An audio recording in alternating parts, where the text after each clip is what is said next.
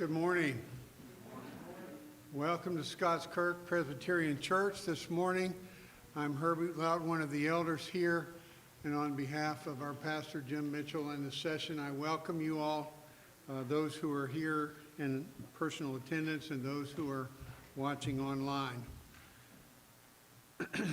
Our announcements are printed in the bulletin, which is available online as well. I would encourage you to take a look at those, and you'll receive a test on them on the way out this morning. If you would take a few minutes to prepare your hearts for worship.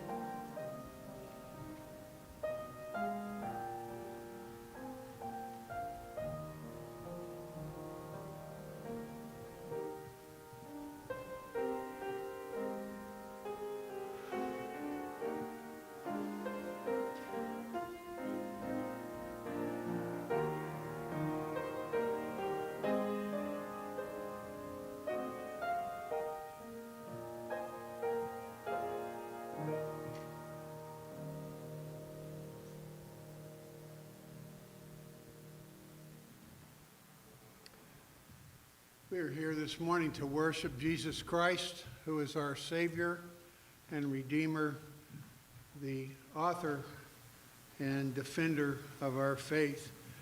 And our call to worship is taken from Colossians 1, verses 15 to 20. Colossians 1, verses 15 to 20. He is the image of the invisible God, the firstborn of all creation. For by him all things were created in heaven and on earth, visible and invisible, whether thrones or dominions or rulers or authorities. All things were created through him and for him, and he is before all things, and in him all things hold together. And he is the head of the body of the church. He is the beginning, the firstborn from the dead, that in everything he might be preeminent. For in him all the fullness of God was pleased to dwell, and through him to reconcile to himself all things, whether on earth or in heaven, making peace by the blood of his cross. Jesus died on the cross to take the penalty for our sins, but he rose again from the dead, and he sits at the right hand of God the Father. Let us worship him by singing together, "Come, People of the Risen King," which is in your bulletin. Please stand.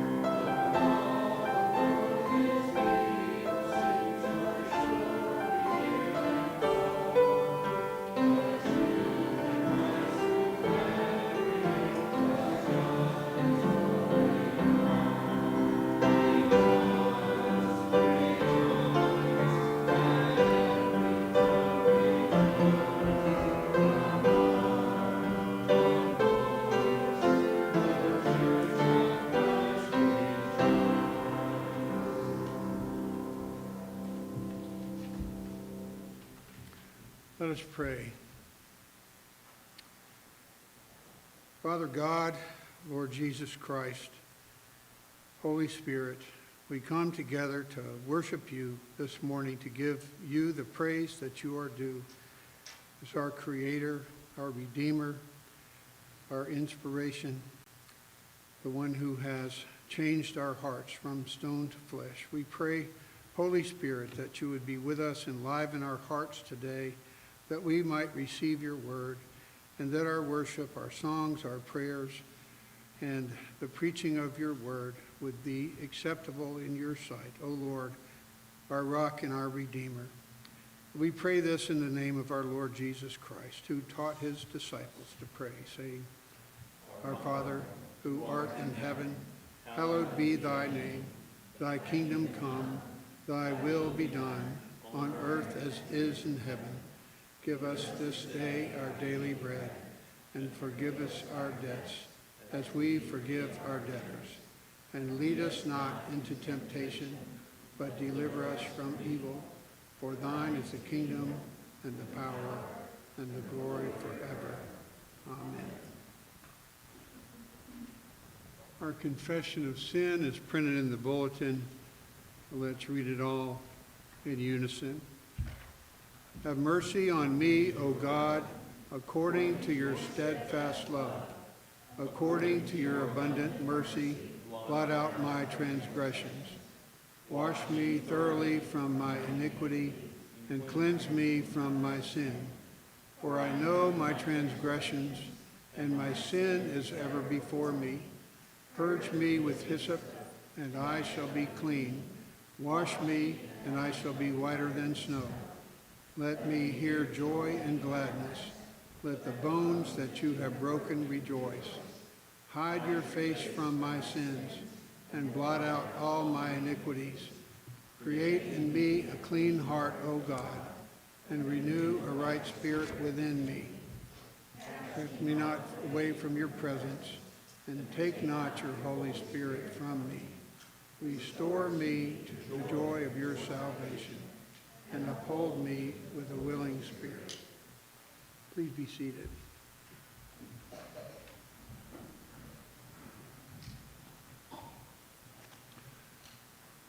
When we confess our sins to God, he is faithful and just to forgive us our sins and to cleanse us from all unrighteousness.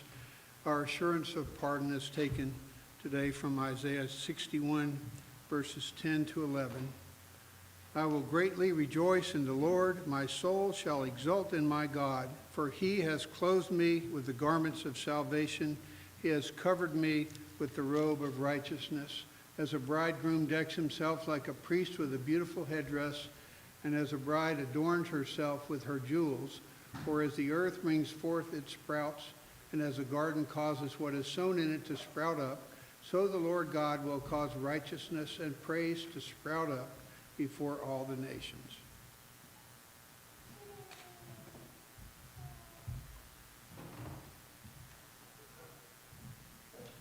At this time, we have the distinct privilege of ordaining and installing to office 3 men that God has called and equipped to be elders and deacons here at Scots Kirk. And just for this moment, let me have David Johnston come forward first.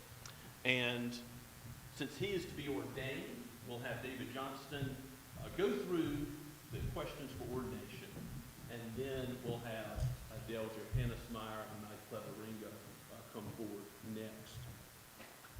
David, what a privilege it's been to see God already using your gifts and already showing your leadership capability in many ways as your heart for hospitality and reaching others for Christ has become known here at Scots Kirk. And these questions, as you know, go over the basics of the faith, but also what it means to be an officer, what it means to be a deacon in Scots Kirk. So I'm going to ask you these questions, and if you would respond, please. If I can get my papers organized, sorry.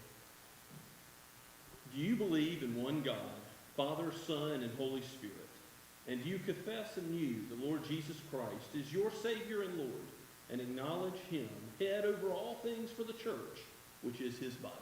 Yes, I do. And do you reaffirm your belief in the Bible, the scriptures of the Old and New Testaments, as the word of the living God, the only perfect rule of faith and practice, infallible in all that it teaches, and inerrant in the original manuscripts, and to which nothing is to be added, and from which nothing is to be taken at any time or upon any pretext? Yes, I do. And do you accept the doctrines of this church contained in the Westminster Confession of Faith and Catechisms as founded on the Word of God and as the expression of your own faith? And do you resolve to adhere thereto? Yes, I do. And do you accept the government, discipline, and worship of the Associate Reformed Presbyterian Church? Yes, I do. And do you accept the office of deacon in this congregation? And do you promise to perform faithfully all the duties of the office? And do you promise to endeavor, by the grace of God, to live your life in Christian witness before the church and in the world? Yes, I do. And do you promise to submit in the spirit of love to the authority of the session and to the higher courts of the church? Yes, I do. And do you promise in all things to promote the unity, peace, purity, and prosperity of the church? Yes, I do. And then our form of government tells us that these questions having all been answered in the affirmative, I am to ask you, the members of Scots Kirk Presbyterian, do you, the members of the congregation, acknowledge and receive David Johnston as deacon? And do you promise to give him all the honor, obedience, encouragement, and assistance in the spirit of love to which his office, according to the Word of God and the standards of this church, entitles him? If you do, would you signify that by standing now? And now, at this time, we are going to have the ordination prayer for Mr. David Johnston. So I'm going to ask you, David, if you would kneel, please, and all elders present, if you would come forward for the laying on of hands as well.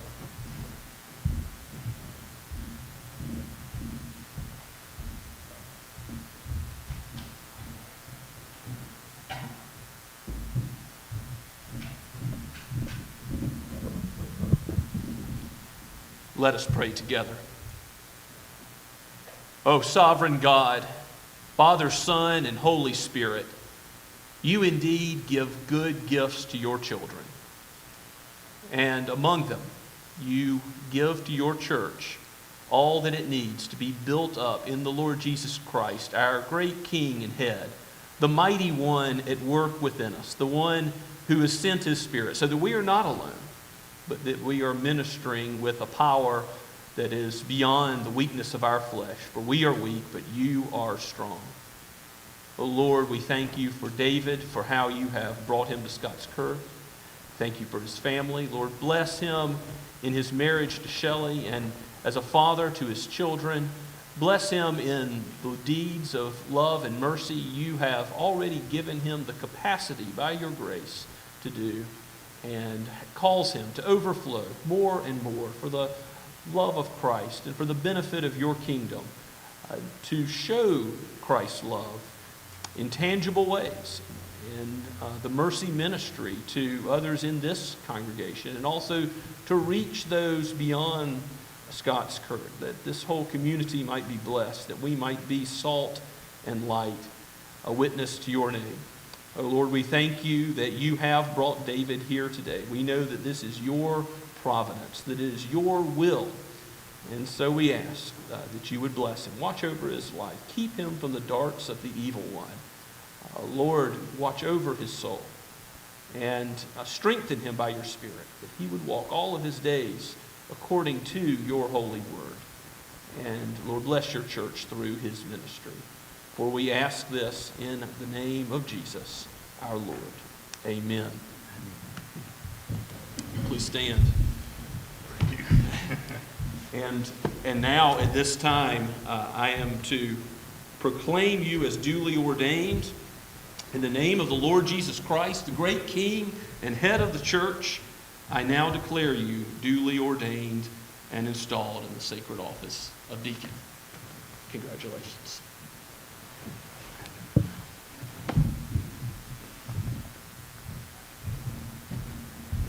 Now, David, at this time, if you would please have a seat in the congregation, you can be seated, and we'll have Mr. Dale Johannesmeyer and Mike Cleveringa please come forward.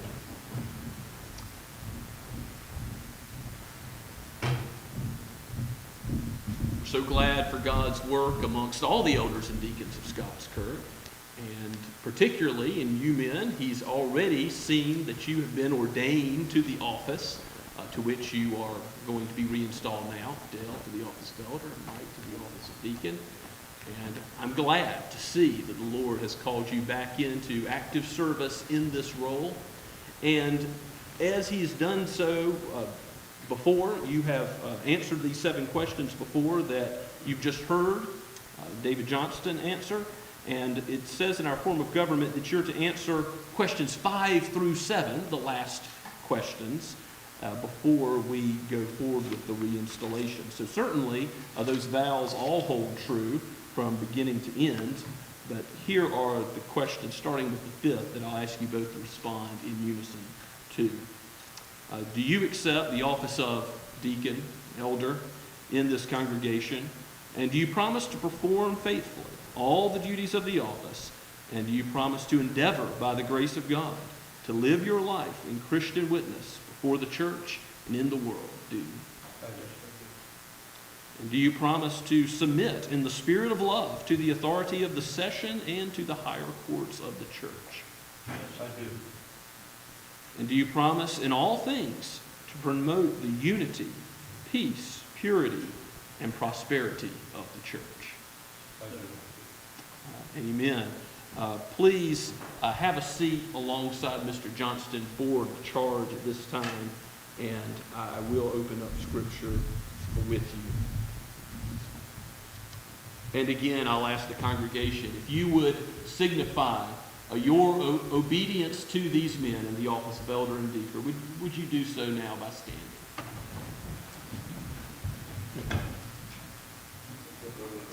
Let's pray. Our Father in heaven, we once again give you thanks for the good and perfect gifts that you give your people, for Dale Johannesmeyer and Mike Cleveringa, and for David Johnston, and for all those you have already called to the office of elder and deacon, and for the gifts you have bestowed on your people of every type. As we read about in your word, you have given the eyes and the ears, the mouth, the hands and the feet, all of the body to work together.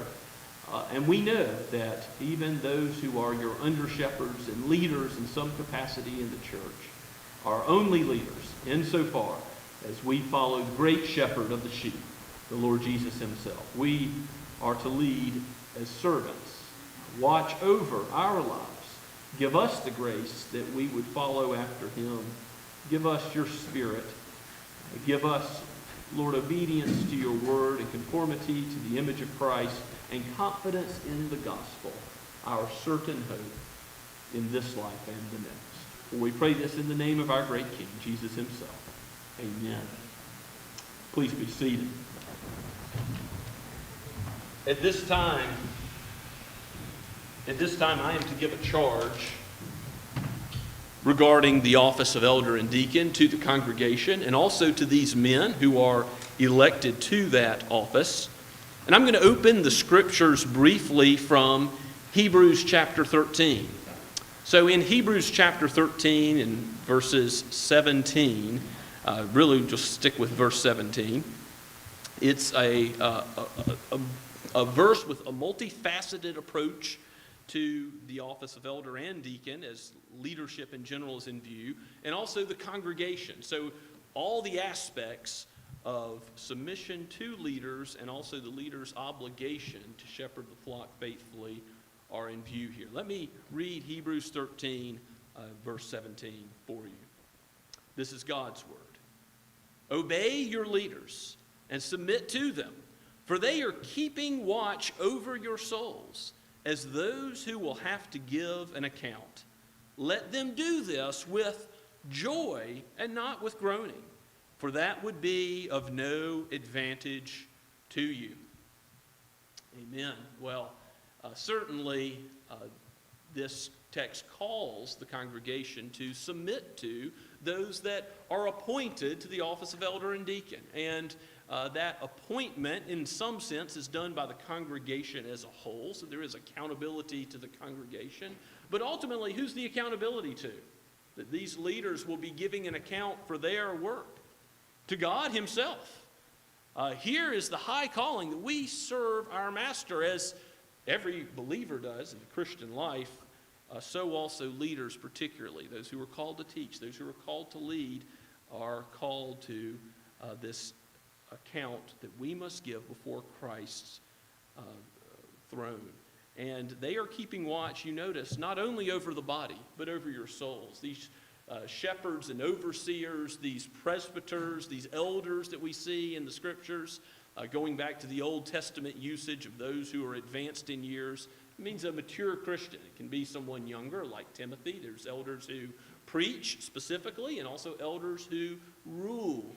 Teaching elders and ruling elders, the teaching elders being the ministers, the ruling elders being the session, what we call in Presbyterianism the session. All of these are keeping watch over your souls. And so, congregation of the Lord Jesus Christ, you are to submit to them. Now, that doesn't mean that they're infallible. It doesn't mean that all that they do will be well, but all that they do, they are, from the standpoint of Christian ministry, seeking to serve Christ in a good conscience. And let it be so, men, that nothing be done out of, Machiavellian politics or motives, but instead from the standpoint of serving. And no one seeking to be first, but to put himself last, to put others forward.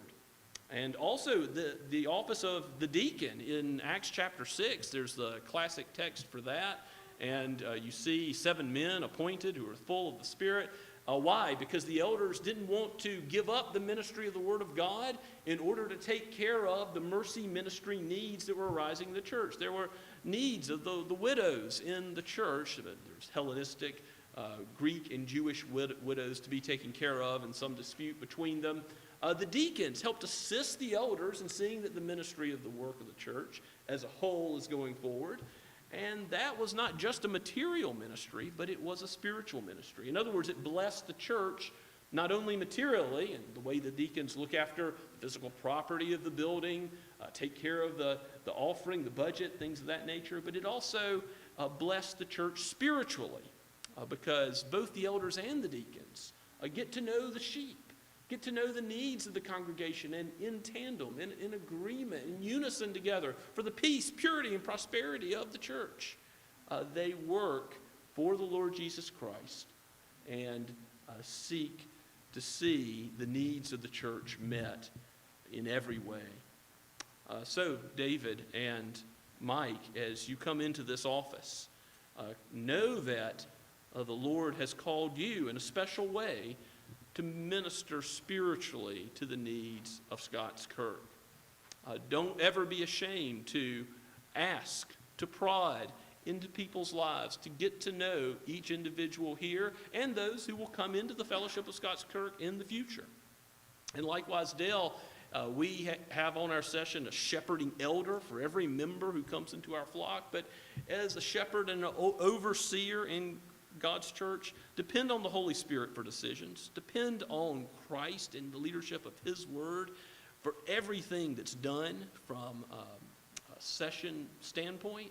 But then as a shepherd, go to the sheep and look after each one. Not only those in your shepherding group, but everyone who darkens the door. Perhaps if someone is not yet a believer and comes into this room, I hope that we would all as believers, but particularly those in leadership, look after the soul, look after the spiritual need of those who come to Scots Kirk. Now here's the part that I really want to emphasize for all 3 of you men and those who are already in office. In the latter half of the verse, it says, let them do this with joy and not groaning, for that would be no advantage to you. Well, guess what? You're serving King Jesus, and that's a good thing. It's a good thing for His church because He's going to bless the whole body through what He's called and equipped you to do. And I'm confident of that, and you also ought to be confident of that. Now, you should know that, yes, you're in the crosshairs of the evil one, that there are going to be challenges that you face, both in the church and in your own walk with the Lord. Be ready for that. Don't be unaware of his schemes, and depend on the means of grace. The preaching of the word, the reading of God's word, the sacraments, the fellowship of the body. Depend on the unity we have in the same Lord Jesus Christ and in the same Spirit. For you are not alone. And part of your ministry is to show all the people of God that they are not alone in the Christian life. But you are not alone. You have the Lord's presence with you. You have the Spirit giving you that new life as a new creation in him, and giving you the ability to do what he's called you to do. So do it with joy, with confidence that God is at work in you. And there is encouragement in the end of 1 Peter chapter 5, that I think really shows us that we are all to look forward to the day. He says there's going to be a crown given to those who labor in this way, that as we look to the Lord Jesus in this life and we count it joy to follow after him, that the crown of the inheritance of serving him will be given, not as a reward, not out of merit, but out of his grace, out of his love for those who lead as under shepherds under Christ. And not with groaning, for this would be no advantage. To do it with joy is not to do it with groaning, to do it out of compulsion for earthly gain, no, for higher standing in the community, no.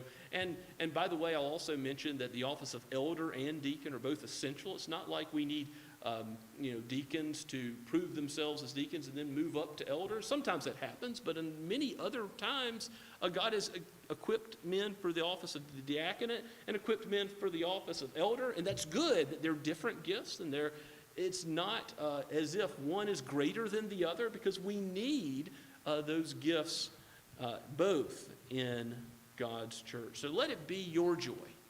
Let it be your joy today and in all the rest of your life as you've been ordained by Christ, the great King and head of the church, to this office to serve him. And congregation of the Lord Jesus Christ, submit to their leadership. And that means an imperfect human being is doing their best to serve Christ for your good, and certainly you're able to voice your opinions, your concerns to them, but always do so with an attitude of humility, as they've been called to a task where they will give an account before their Lord as they seek to serve him with their whole heart. Let's pray together. Father, we thank you for earthly leaders, for earthly teachers, for those that you've given this calling. And we do pray that you would bless David and Dale and Mike and all those who are already ordained to the eldership and the diaconate. Father, we pray that you bless this congregation, that you would do so through the joyous service that is offered and that of each member. We thank you, Lord, that you have given gifts to men and that you are building your church. For we pray all this in Jesus' name. Amen. Thank you, Ben.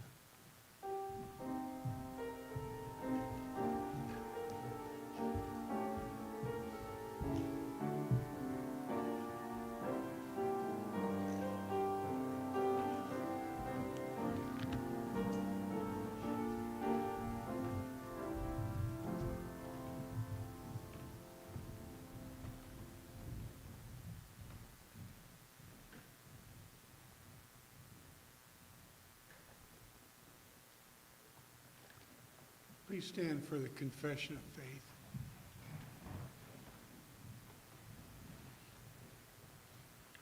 Our confession of faith this morning is taken from the Heidelberg Catechism, question 1. I will ask the question and we will read the answer in unison. What is your only comfort in life and in death? That I, with body and soul, both in life and in death, am not my own, but belong to my faithful Savior, Jesus Christ, who with his precious blood has fully satisfied for all my sins and redeemed me from all the power of the devil, and so preserves me that without the will of my Father in heaven, not a hair can fall from my head. Indeed, that all things must work together for my salvation. Wherefore, by his Holy Spirit, he also assures me of eternal life and makes me heartily willing and ready from now on to live unto him. Please be seated. And Elder Joel Reed will give instruction to our children. And if the children will come forward for the children's sermon.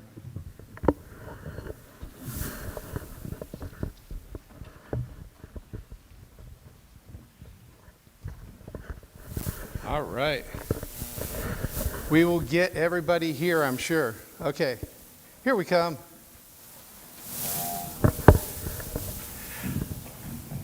Oh, there we go. You got your spot, huh? So, has anybody today wished somebody a happy Valentine's Day? Have you? You have? Good for you. You know, we think of Valentine's Day as love time, right? Everybody loves their, mom and dad and their husband, their wife. But you know what? Love is more than just a feeling.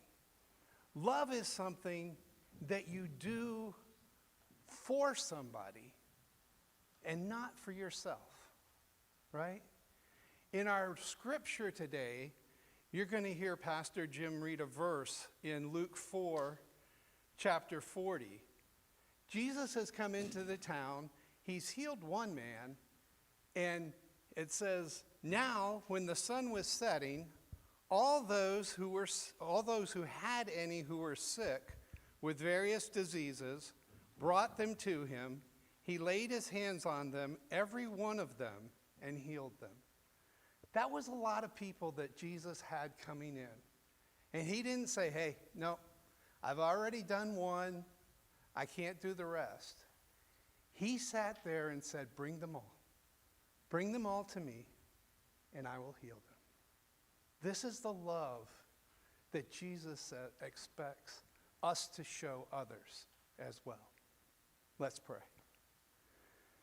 Dear Heavenly Father, we do pray that you would remind us that your love is for others, and that we should love others more than we love ourselves, because we love you, and mostly because you loved us so much that you sent your Son.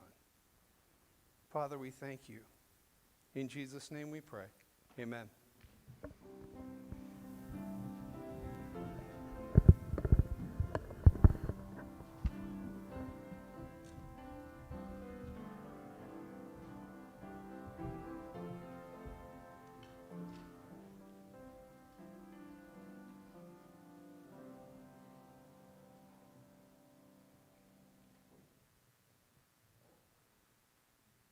Our scripture reading today is Psalm 99. We'll be reading the entire psalm, verses 1 through 9. Psalm 99. The Lord our God is holy. The Lord reigns, let the peoples tremble. He sits enthroned upon the cherubim, let the earth quake. The Lord is great in Zion, he is exalted over all the peoples.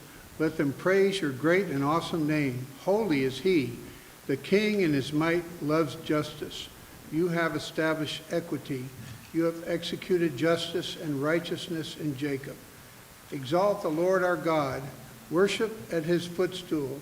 Holy is he. Moses and Aaron were among his priests. Samuel also was among those who called upon his name. They called to the Lord, and he answered them.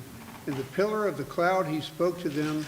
They kept his testimonies and the statute that he gave them. O Lord our God, you answered them. You were a forgiving God to them, but an avenger of their wrongdoings. Exalt the Lord our God and worship at his holy mountain, for the Lord our God is holy. The word of the Lord.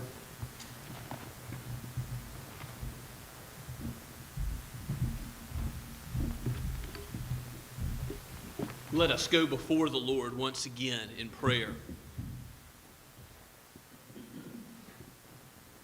O Lord, our Lord, how majestic is your name in all the earth. The earth is yours, and the whole earth is full of your glory. Day after day, all of creation pours forth speech about who you are.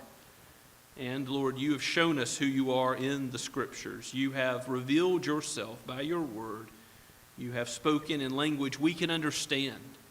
And you have shown us the love of your Son as the seed of the woman has come to crush the head of the serpent and indeed has been victorious, has conquered sin and death, and has given that victory to us, has called us sons and daughters of the Most High. Oh, what love this is.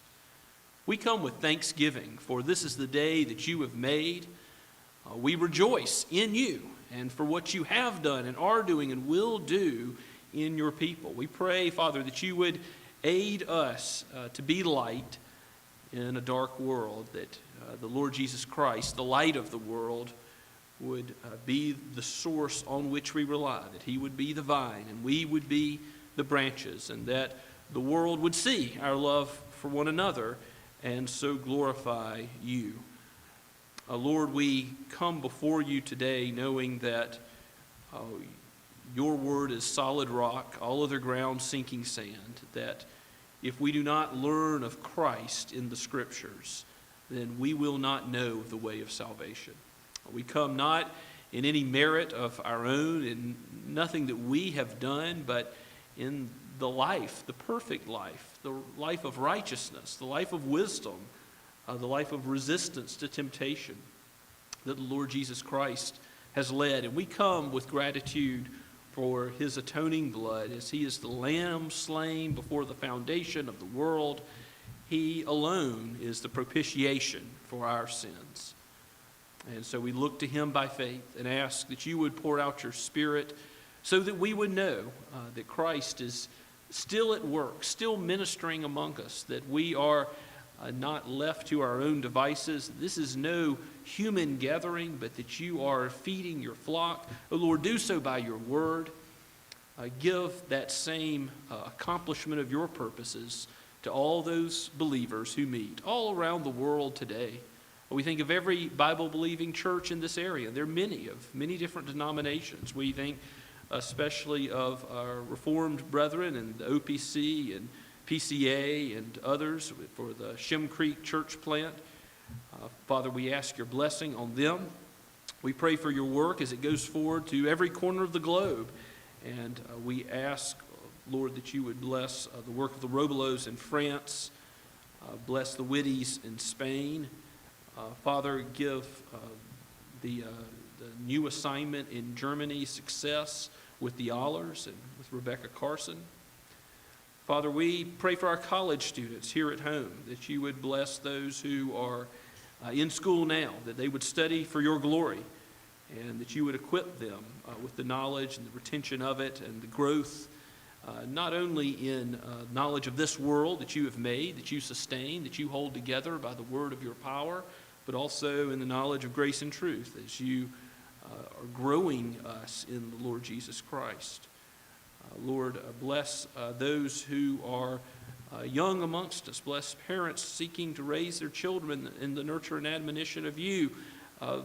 Lord, bless the ministry of Bon Clarkin, both in the spring and in the summer and the camp and conference season to come. We ask this would all be done to your glory. Bless those who are hurting now, for those who are suffering from loneliness, for those who are suffering from conflict. Lord, be the healer of sin within our midst. Help those who need your compassionate kindness and touch. Father, I ask that you would bless Rich Troutman and bring him back to us in Somerville, if it would be your will. Open the door for that to happen. Help Josh McCamey to find a call to preach your word in the OPC, if that is your will. Lord, as he's looking into an opportunity now, I thank you for that and ask for your will to be done, for that to come to pass, that he might be given this new opportunity to preach your word to your people and for your church to prosper as a result. Lord, we continue to lift up Herb Outlaut for physical healing with him, for Mary Kirkendall's recovery, for Sandy's broken foot as well. Father, we pray for Al Pazalskis, Raymond's brother, and for his situation with cancer. And Lord, we thank you for Raymond's ministry to him. We pray for June Pace, Elaine Reed's mother, and also lift her up. We lift up both Joel and Elaine and pray that you would give them sustaining grace. Lord, we pray for our world at large, that we would have wisdom as we operate as the church in it. We pray for leaders, that you would give them the light of your presence so that they would not do evil, but would do what is pleasing in your sight, that they would kiss the Son. Father, we ask that you would bring about a situation in which your church is prospering in the United States of America and South Carolina, indeed in Somerville, that you would be growing us in number and in vibrant faith, in action, in love, in deeds of mercy. Help us, reform us, revive us, make us with hearts aflame for Christ more and more. Do what you've done in the past again, O Lord.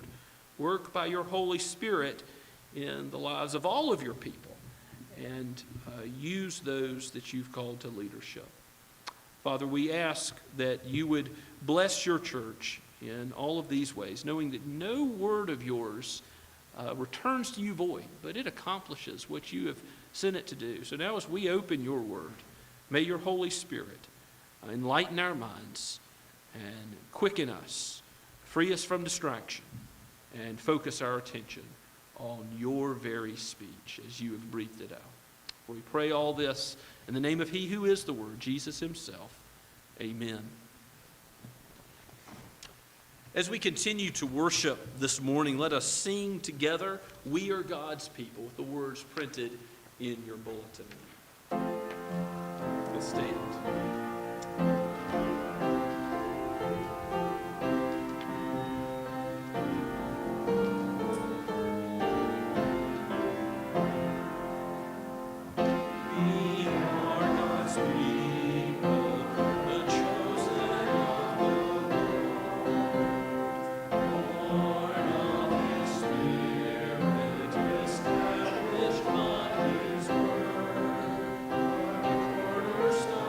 His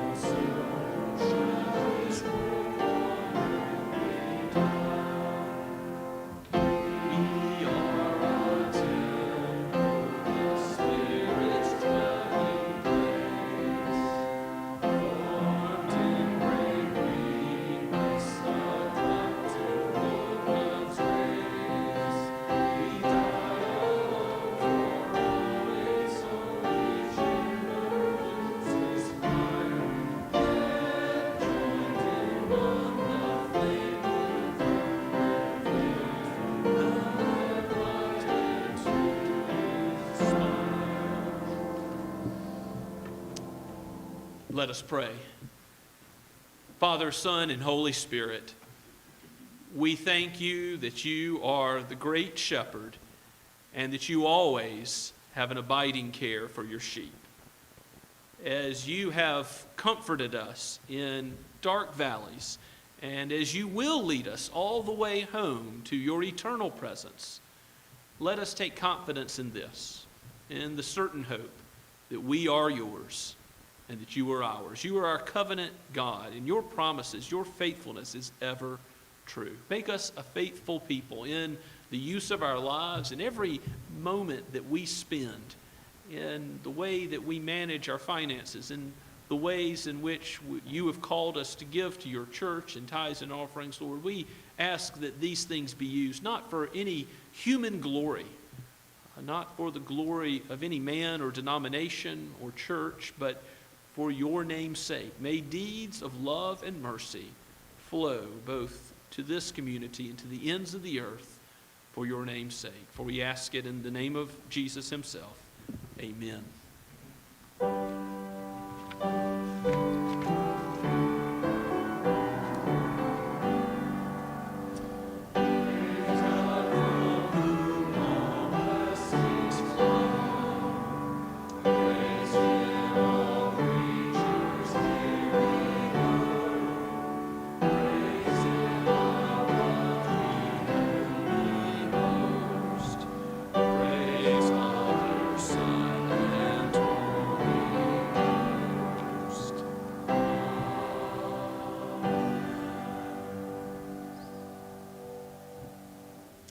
Please be seated and open with me to God's Word in Luke chapter 4.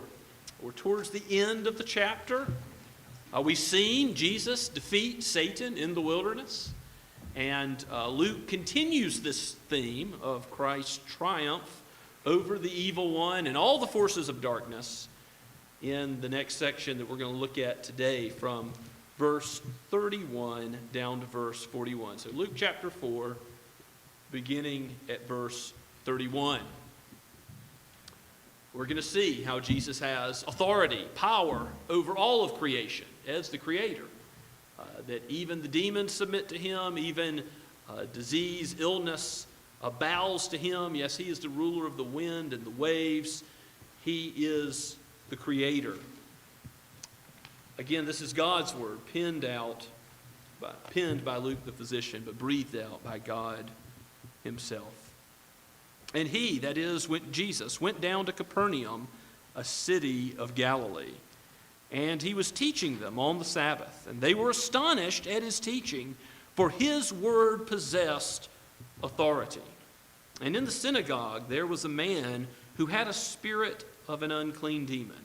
And he cried out with a loud voice, "Ha, what have you to do with us, Jesus of Nazareth? Have you come to destroy us?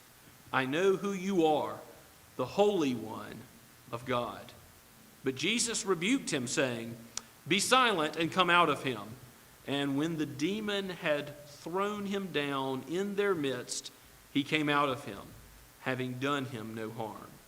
And they were all amazed and said to one another, "What is this word?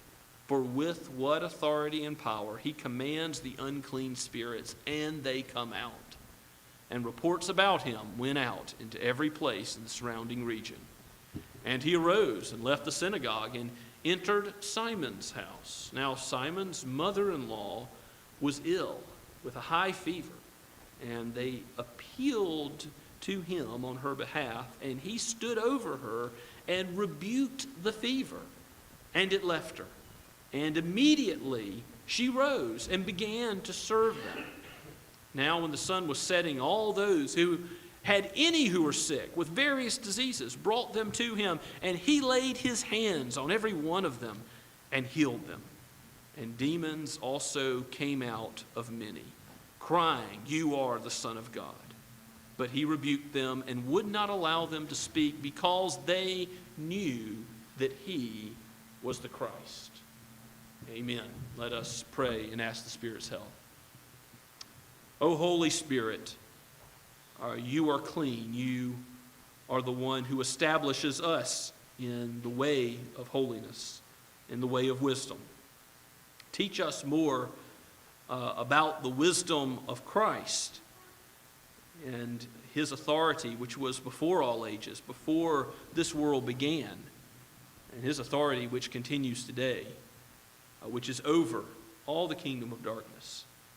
And, Lord, his authority which will be forever and ever exalted by all the angels in heaven and by his people, by his children, we who will sing his praises. Open our eyes, Lord. Behold wonderful things in your word, for we ask it in Jesus' name. Amen. Well, what did you see here in the work of Jesus? Something that I hope you will not have molded in your thinking by various movies or the doctrines of the Roman Catholic Church about exorcism, but instead by the Word of God itself. Jesus heals demon-possessed people. And we are not going to see this just once in Luke's gospel. No, again and again, Luke is driving home this theme that Jesus is Lord and Master of all creation, that he possesses authority over the kingdom of darkness. He doesn't just conquer Satan himself, but he conquers all of Satan's minions. And yes, it's true that in the days of Christ, it seems like Satan's marshaling all of his forces. We don't read about much demonic activity. I mean, yes, there's some in the Old Testament and 1 Samuel and the book of Kings, and you've got, some magicians in Egypt doing some things, it seems, by satanic power. But you don't see much activity in the demonic realm until the Holy One of Israel comes on the scene. And then all of a sudden, Satan's bringing all that he has against Christ, himself and all the demonic activity that goes along with it. And now that continues in the days of the apostles. That's interesting. In the book of Acts, Luke's second volume, where Jesus, by his authority, continues to have the gospel preached to all the Gentile lands. And remember, the world's changing. The gospel's going out with power to people that have previously not known the kingdom of God. And there's still that continued demonic activity there in Christ's coming and his death and resurrection, and then the apostolic preaching. There seems to be quite a bit of demonic activity.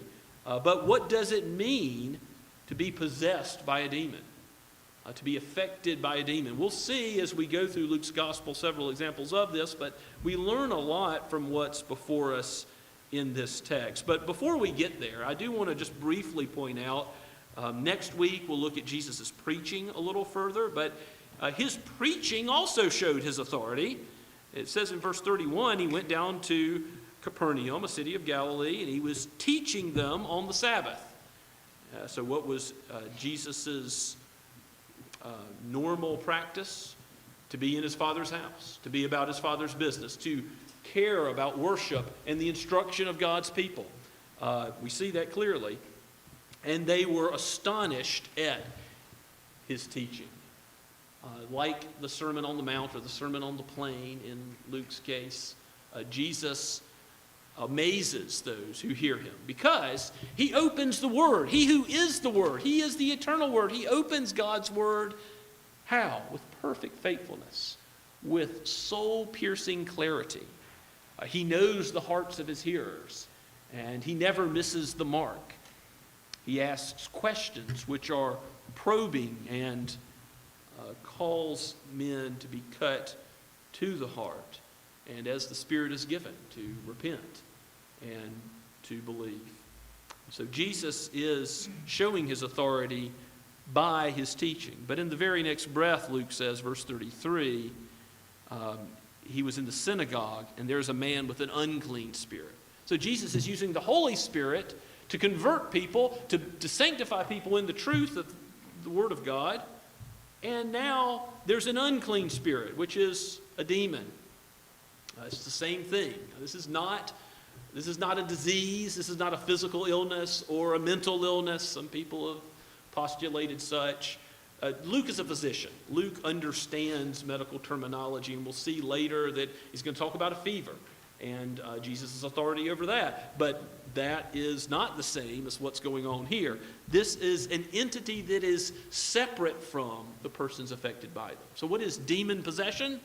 It is when the demon goes into a person, and in some cases, we see in Luke 8, legion, many demons in one person.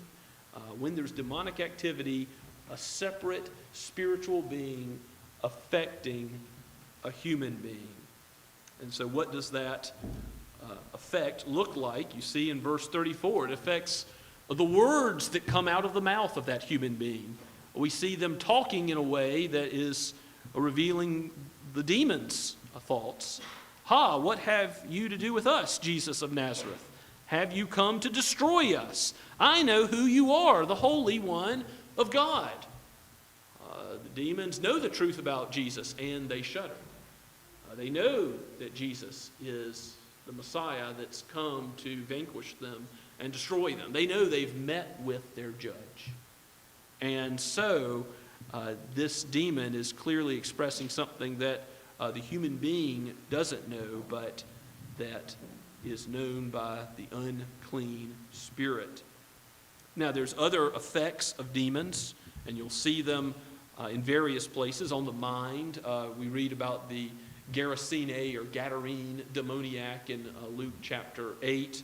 At verse 35, it says after he's healed by Jesus, he's in his right mind. Well, what was he before? Is he's breaking bonds and cutting himself, hurting others. He's out of his mind. He's not in his right mind. So it affects the mind.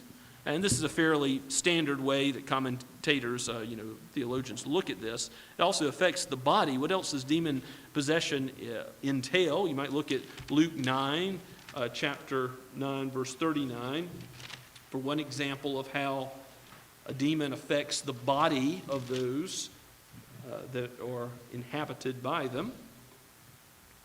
It says, behold, a spirit seizes him, and suddenly he cries out and convulses so that he foams at the mouth and shatters him and will hardly leave. This is a boy that is affected in many ways. There's other examples of that sort of activity that causes convulsions. Luke chapter 22, verse 9 is the famous instance where Judas Iscariot is demon-possessed. Well, why was he demon-possessed? In Luke 22, verse 9, we read the answer.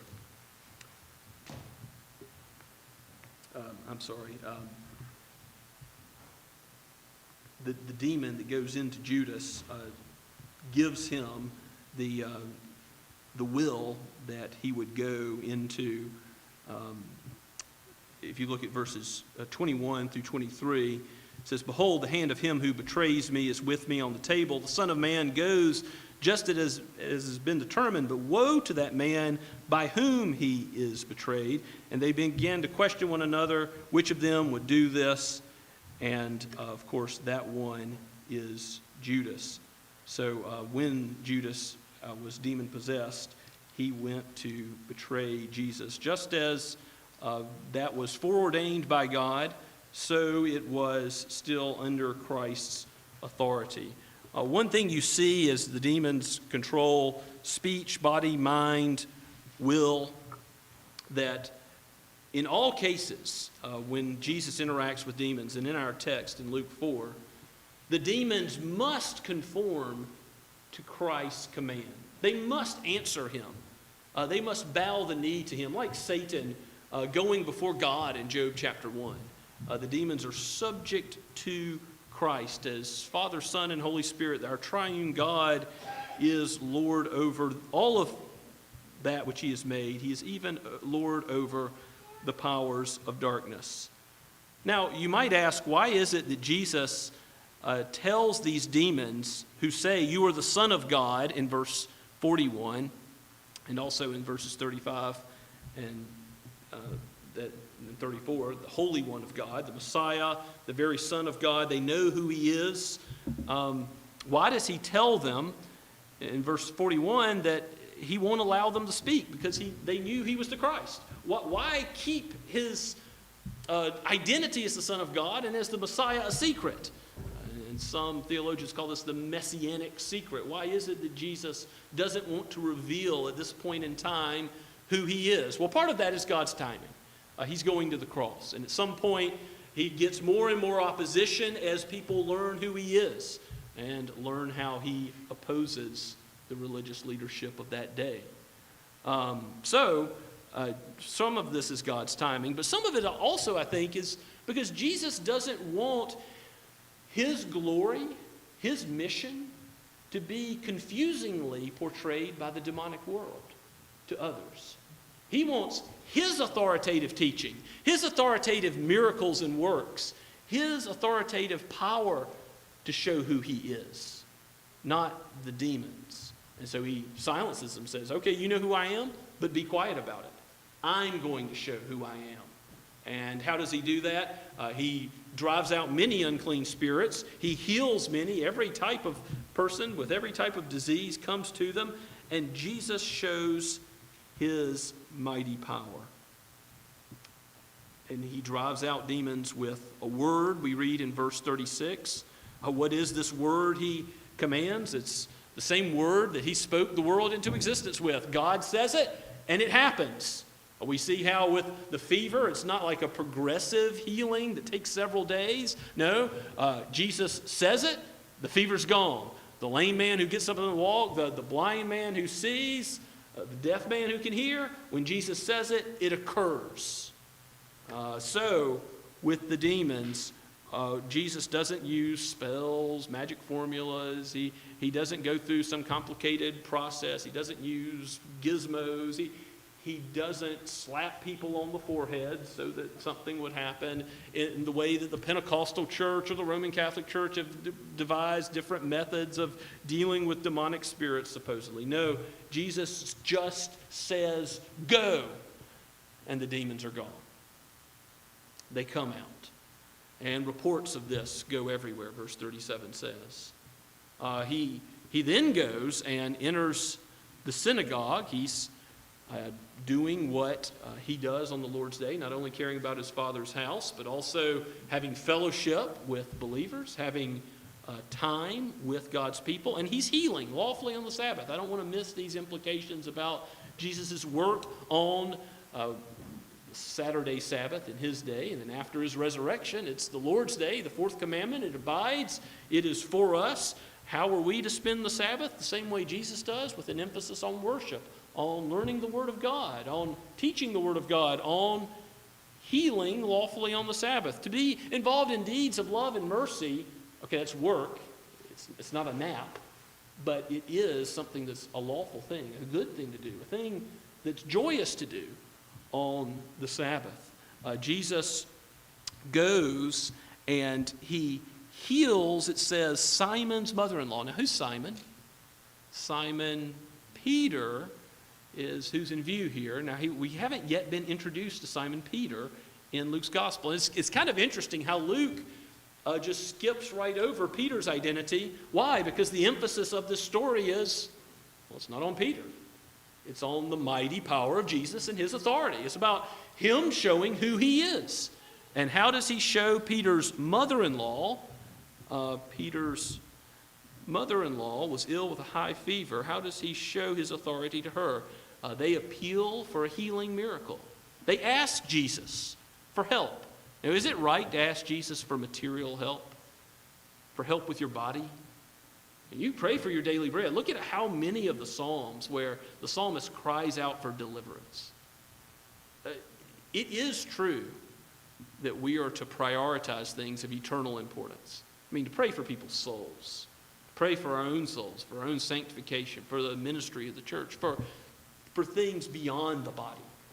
But it's also true that it's good, it's right, it's appropriate to pray for our God who cares for us, to cast all of our burdens upon him, because we can never say too much.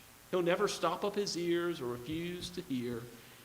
It's right that we give him concerns like this high fever. And how high was it? Well, Luke's a physician. Again, I don't know the details, but Luke probably asked. He probably, talked to those involved in this situation. How bad was it? It was bad enough to be called a high fever. perhaps her very life in danger. And he stood over her and rebuked the fever. Whatever profuse sweating, whatever lack of energy, whatever symptoms there were, Jesus says the word. And he's not rebuking a demon here. He's rebuking a medical condition, a fever. And in that way, it is sort of similar language to rebuking demons, but it is something different. It's showing Jesus can rebuke whatever aspect of creation that he wants. Later, he'll rebuke wind and wave, right? He'll do whatever he wants with his created order. He says to the fever, go, and it goes. And then upon that, the word gets out again, and people start bringing Jesus all kinds of different diseases. People with every kind of affliction. And Jesus laid his hands on them, and he healed them. Certainly we see the compassion of Jesus, the kindness of Jesus towards the hurting in this example. And there's other examples, how he touched the lepers, the untouchables of that society. Now, when we laid hands on Mr. David Johnston this morning to ordain him, that's something the New Testament church does to show unity, to show the connectionalism of the body. But in this case, the laying on of hands is to show the connectionalism of God to his servants, the connection of God to his people. And Jesus poured out his blessedness on the one that received his healing touch. And he did this again and again and again. He was compassionate on the crowds, and many also, in distinction from the healings, also had demons come out of them, crying out, "You are the Son of God." And Jesus doesn't allow them to speak because he wants to show his mighty power. A few applications from this text. First of all, intellectual assent is clearly not enough. When James says that the demons know who Jesus is and they shudder, you see it right here in Luke's gospel. They say he's the Son of God, that he's the Holy One of God, and yet they aren't saved by a trust, a faith that relies on Jesus for salvation. In other words, you can hear preached what's true about Jesus and still say, I'm going to live my life my way. I'm going to love sin instead of loving Christ, and you will not be saved. But if your trust is in Christ, if you depend on the day that you die or when Jesus comes again on knowing that your righteousness is not in anything good or bad that you've done, but in his record of righteousness, that he has taken your sin and nailed it all to the cross, then you can know with confidence. You can be assured that you are God's child. And you ought to live in that confidence if you are placing your faith in Christ. But it's not good enough to just know who Jesus is, to just know intellectual information. The demons show us that truth and call us to repentance. If you haven't yet trusted in Christ, come to him while the day of salvation is at hand. Trust in him. And yes, he'll change your life. He'll make things different. It will affect your relationships. It will affect your priorities. It will affect how you live. He will turn your world upside down, and it will be for his glory and your good. Jesus' healing of Peter's mother-in-law, I think, also shows us something valuable about how that change looks in reality. It says in verse 39, Jesus rebuked the fever, and it left her, and immediately she rose and began to serve them. In other words, Jesus healed her, and in service to Christ, in thanksgiving to Christ, she served him, but she also served others. Her heart was overflowing with thanksgiving for such an immediately complete healing, so much so that her energy level is back up to where she can go around and serve, that she is being hospitable and opening her home to Jesus and all that were there. And, all these other healings are coming in. She's serving all these others that she can. She is overflowing with love to others. If you love God, you will love the brethren. 1 John says this again and again. How can you be encouraged in the assurance of your salvation? Well, has God changed you? You'll know it by one way, the fact that you love other people, that you love your brother, who you have seen. You say you love God who you haven't seen? You'll know that by how you love your brother and sister that you have seen. Jesus is certainly the great healer of diseases, and for that we ought to give him thanks. Whenever we face sickness and through normal means, medical means, time, that disease goes away, we should give thanks to God for it. We should also praise him in our afflictions for what he does to sanctify us through those afflictions, even though that's difficult. But most of all, we should thank God. If we are delivered by him, if we were delivered by Christ from the kingdom of darkness into the kingdom of his beloved Son, into the kingdom of light, should we not have hearts that, like Peter's mother-in-law, overflow with praise because he has spiritually delivered us? He's transferred our kingdom home in this life and forever. And the evil one has no hold on us. The tyranny of the devil has nothing over us any longer. Christ, with his precious blood, is so fully satisfied for all my sins, we confessed earlier today, and redeemed me from all the power of the devil.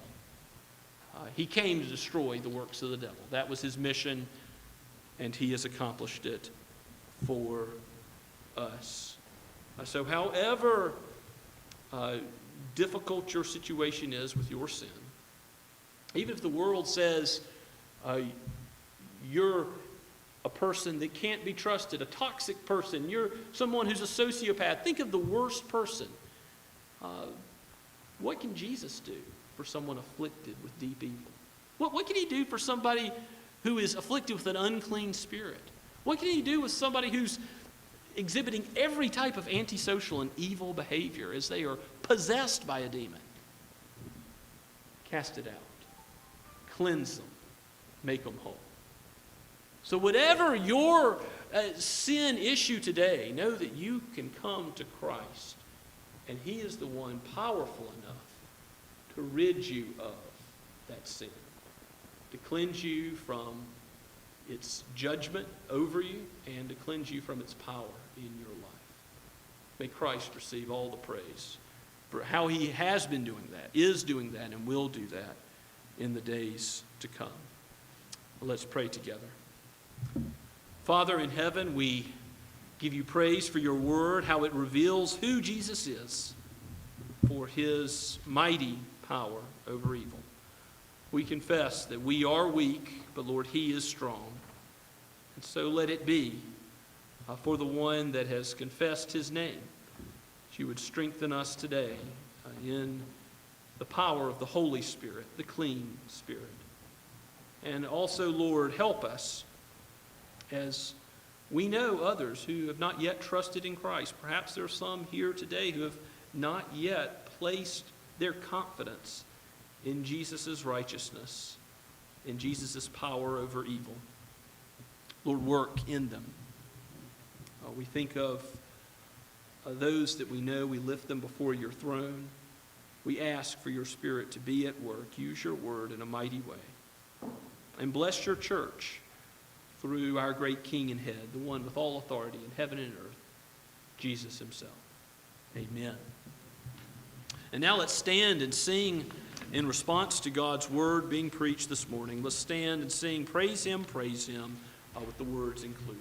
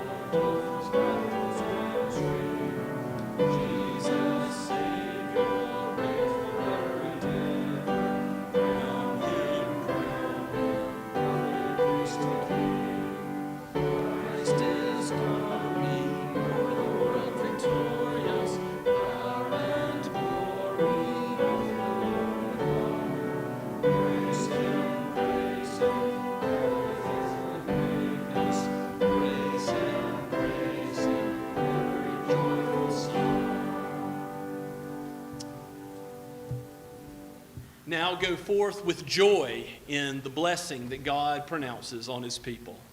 Now may the God of peace, who brought again from the dead our Lord Jesus, the great shepherd of the sheep, by the blood of the eternal covenant, equip you with everything good, that you may do his will, working in us that which is pleasing in his sight, through Jesus Christ, to whom be the glory forever and ever. Amen.